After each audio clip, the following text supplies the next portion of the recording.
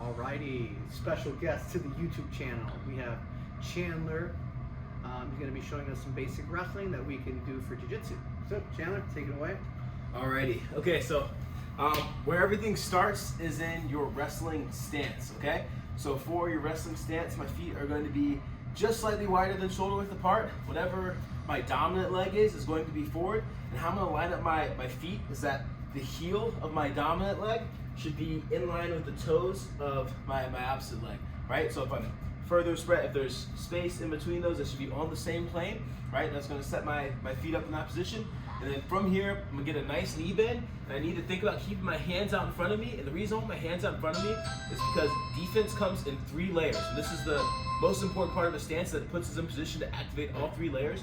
My first layer of defense and offense is my hands. All right, so if I'm engaging with an opponent, I'm always going to start my contact with the hands. And if I can initiate movement with the hands, I'm already setting myself up for offense, but also potentially I'm also able to use my hands to get in the way of any offense that my opponent is trying to start from space. So if he's trying to take a shot from around here, right, the shot's slowed down by having a hand out.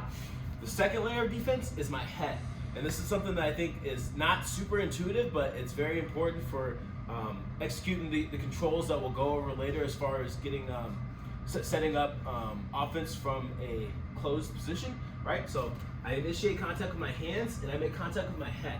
The head allows me to do what's called a down block. If my opponent shoots and I get my head in the way, right? That's gonna be something that slows him down, but also puts me in position to create my own offense. So if my head beats his head and I have my head and his neck here, right?